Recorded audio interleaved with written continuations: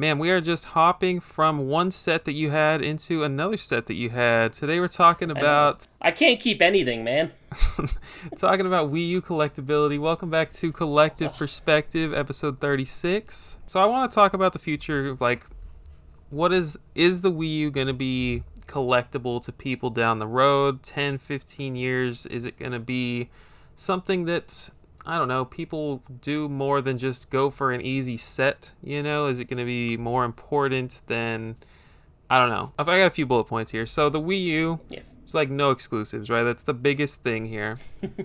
I did a video like 4 years ago talking about how there's like 26 exclusives left or something. Since It's probably then, down to like 10. I know, like since then, there's probably like 15 to 20 total left, and that includes like one AAA title. Like, there's a bunch of garbage on the Wii U that just is not going to get. There's like 15 to 20 games that are not going to get ported, and there's Xenoblade, right? Like, that's about it. Um, so I think that's a big thing for making a console collectible. Like you look at the GameCube, and there are so many amazing first party games on that platform that just haven't been ported yet. Um, and I don't have to come up with examples. That is like a big reason to collect for a console. You know, we act like we don't play our games and stuff as collectors, but most of us play our games as collectors, and they're more than just collectibles, and finding stuff that you actually want to play is often a huge thing. um, and those first party exclusives, or just any party third party exclusives, whatever, that's a big selling point as a collector.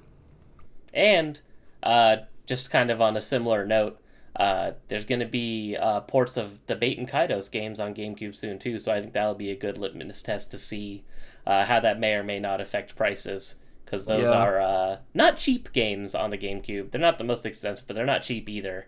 And they're kind of, cult classic-y. They are technically first party. Monolith Soft made them, who are now famous for Xenoblade, and they are GameCube exclusives and have been for a long time. So I think watching how the prices of those games might be affected by this will kind of be an interesting way to see if availability equates to value, just as one of what could be many examples.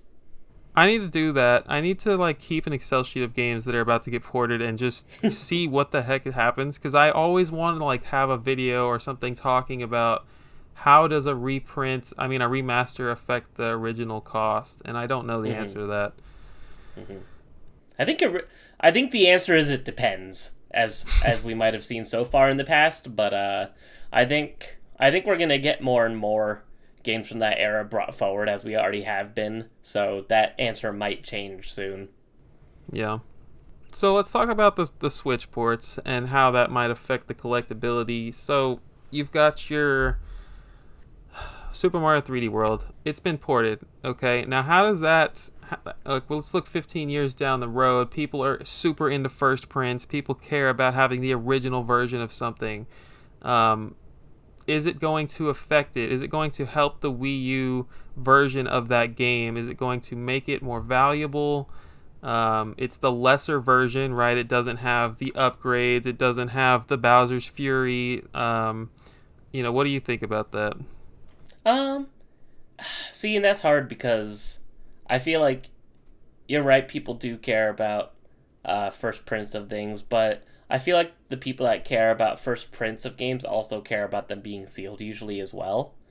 Um, so I could see maybe it being more of a market for a sealed collector or graded collector kind of, opposed to your average collector who will just get whatever version of the game they want. Because if you care about uh, print runs, you also probably care about the quality. You care about it being a display piece, more about the just playing and access to the game. I think, me personally, I think it would be cooler. Like, if I were to have a sealed copy of one or the other, I do think that the Wii U version would be the cooler version to own. But I don't think that's going to be the. I don't think people are going to Yeah. agree with that. I think people are going to Like want the even Switch right version. now, I think if you want to buy a new copy of Super Mario 3D World, or just Super Mario 3D World, whatever it's called, on Wii U, I think it's still cheaper than buying a new copy on the Switch right now. That would be insane. I don't know if I I'm believe that. As you bring up your Um, next point, let me look it up because I'm pretty sure I'm right. well, you can get a greatest hits for dirt cheap, but people have actually caught on to the fact that that blue case version of Super Mario 3D World is, um, I don't know, they've bought them up. They're not Okay. super available. So just at a glance, going to price charting, just as a starting point, as we all know, price charting isn't gospel. New copy on Wii U is $30 on average. Right, but that's got to be like Nintendo Selects. Those run rampant. Let's see. Yeah, that's fair. Oh, there we go. A blue version in the blue case, brand new, $60. So Wow, I need to get myself one then. I didn't realize it was $60. yeah, get it while it's hot. Another big thing that the Wii U had going on was the Virtual Console, which is no longer a thing. Um, that was like the place where you could like reasonably play DS games without hacking your system, and there was a good amount of DS games, and it made sense. You had a touchscreen on the gamepad, and you had the top screen on the TV, and it was freaking cool. Oh But yeah. that's dead and gone as far as collectors for 10 to 15 years down the road go. Yeah, I mean that if you want to do it now, you have to mod your console. And I mean, I know a lot of people pay for modded consoles just because they don't want to do the work. But if you ask me, I think a console actually has less value if it's modded because it's Yeah, been tampered with. that's how I feel. So like I have modded consoles that I've modded myself, and they're for me, Yeah. just for kind of ease of use and all in one. Like I have my Vita with all my Vita games I want on there, all my PS1, yada yada yada. I basically have a full Vita set. I don't feel guilty. Same with 3DS. It's a convenience thing more than anything. But like the fact that people spend hundreds of dollars more than they would for a regular system to have it be tampered with and full of a bunch of ROMs because you don't want to do the work, I always thought that was a little silly. Um, I don't know. Yeah, I feel like if the console is not stock from the manufacturer the way that it was originally intended to be purchased, used, and played, then it is less valuable, I guess personally. this point is more of like a testament to the actual collectability of the console itself, not its games. But Mm-hmm. um, yeah, as far as that goes, I suppose you Mm-hmm. could still load it up with DS games, and it's the ultimate DS machine for emulating. Pretty quick point here. There's no rare Mm-hmm. games on the console. You've got a few that cost a fortune, and you've got Devil's Yeah. Third that costs too much. But Yeah. You could argue Book of Unwritten Tales 2 is rare. I think you can make that argument, but other than that, I wouldn't say that there's any rare games for the system.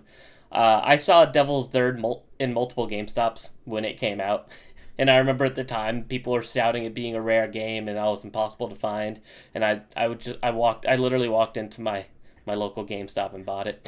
So I was like, I don't know where all you guys are doing. Maybe you guys are just not having luck, but it's never been that hard to find. There's always been many copies available, uh, and it's funny how much that game has gone up and down and up and down in price. Like it's almost like it goes in and out of style, you know? yeah, It's very strange. I imagine the top games will always be on the top because I personally think it's going to be the console that people set collect, and then they realize, wow, set collecting is stupid, I'm never doing this again, right? Yeah. But it's going You're to like, wow, I be, just bought 168 games I don't care about. yeah, right. um I think that that'll be a thing for sure. I think it'll be similar to how people go for the 12 Virtual Boy games so that they can get the freaking video game Yeah. Sage badge, right? Yeah, it's not appealing because the library is really cool or the games are amazing. It's appealing because it's manageable. Yeah. I mean, I really think that's what it is. That's why a lot of people want to go for a Virtual Boy set. And I mean, now Jack Bros is so expensive that people don't even want to do that. Yeah. But it's same with it. I mean, even N64, I think the appeal mostly comes from, oh, it's a system that's cool. I grew up with it. It has a good handful of games I really like on it, and it's not going to take up an entire room to get the full set or even a full shelf for most people. Do you think something like Book of Unwritten Tales 2 could be like the Sculptor's Cut or like Oh, totally. the Jack I Bros? totally think that. Jack Bros is legitimately rare, so I think it's a little bit different. But But like Clay Fighter Sculptor's Cut isn't rare, and it's disgustingly expensive. And I could see Book of Unwritten Tales be that someday. It's definitely harder to find though than like Devil's Third or Turbo or any of those other kind of more expensive games on the Wii U. Book of Unwritten Tales is the one. As somebody who went for that set, had that set, and has kind of like quietly watched the market for the set over the years just out of curiosity, that's the game for the system that you're going to actually possibly struggle to find, whether it's right now or someday. Interesting. Yeah, I could see it going up, and it'll only be purchased by the set collectors. Yeah, because it's not a good game. It's not anything anyone actually cares about. I don't even know what it is. Is it based on a movie? I think so. I can't remember. I remember when I got it and I played it just because back then I used to test every game I bought because I thought that was a good use of my time. And it wasn't good. I don't got time for that now. I used to test every game I bought, and I'm just like, wow, no wonder I don't play any games. I put 10 minutes into Incredibles, Rise of the Underminer, Finding Nemo. The last thing I wrote down was that there's no exclusive RPGs once Xenoblade gets ported, and there's no shmups, and there's like no fighters, like the big things on consoles that are collectible, they're not there on the Wii U at all. Yeah, I mean, there's a few fighting games on there that I could see being desirable, like Tekken on there is interesting because it has like exclusive Nintendo costumes, Pokken Tournament, but that's been ported, so that's not a good example. Yeah, I guess Tekken is really the only one because it has those exclusive costumes. Everything else that's on there is either multi-platform or, Smash for Wii U is completely worthless to most people now because of Ultimate, so... So that's the first print of freaking Bayonetta 2. That's actually a big thing the Wii U has, right? That's true. It has, because I don't know if the costumes are in the Switch version. I'm not totally sure about that. Oh, are they? Okay. Yeah. But that was cool, the first print Bayonetta on there. I remember for a while that was pretty desirable. I remember I bought that on a whim. I never heard of Bayonetta. I went to Target and I just saw it and I thought it looked cool. So when I bought my Wii U, that was like one of the first games I got for it, and then I ended up falling in love. I love the Bayonetta games so much. 2 is by far the best, but I think that they're all worth playing. So is the Wii U going to be the next Sega Saturn? What's your answer? So in the sense that it has... I'll let you go first because you'll be nicer than me. In the sense that it has a small library, incredibly collectible games that haven't been ported anywhere, that you have to buy the hardware for, in the sense that the company that made the console doesn't exist anymore, making hardware. I think absolutely not. There's no freaking way. That's crazy. No, I think the Wii U is trendy. I think people like it, like we said, because it's a small and doable set. There's not too many games. It is a Nintendo console. I think the Wii U has a special place in a lot of people's hearts because that was... Not a lot of people. Well, so for the true Nintendo hardcores, though, like the people that had a Wii U when it came out and stuck through it all the way to the Switch, in those like 4 or 5 years where it was a really crappy time to be a Nintendo console fan because there just wasn't that much, and the stuff we were getting, a lot of it wasn't that great, admittedly. But the big first party Nintendo games on that console are all dirt cheap, and I don't think that's going to even change, honestly. A lot of the games that are very expensive, they have ebbed and flowed so many times, I do not see a lot of them holding their value. When I went for the set, I got like games like Turbo and Crudes for like $30, and those games are worth hundreds now.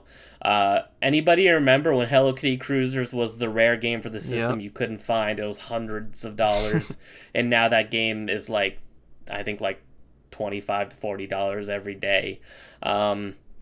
It is never going to be like a Sega Saturn. It's always going to have its fans. People are always going to be collecting for it, but not for the same reasons, and not for the same value for sure. I mean, you compare it to something, and for some reason, people always say it's the next Sega Saturn. I don't know why that is the comparison. That just seems to be the common one. And let me tell you, the Sega Saturn has more games, has more good games, has more role-playing games has more aesthetically pleasing cases and artwork. It's older. It'll always be older because of the passage of time. It has uh, strange and interesting publishers like Working Designs giving it Yeah. exclusives that no one else has, giving it that special flair that way ahead of the time they were.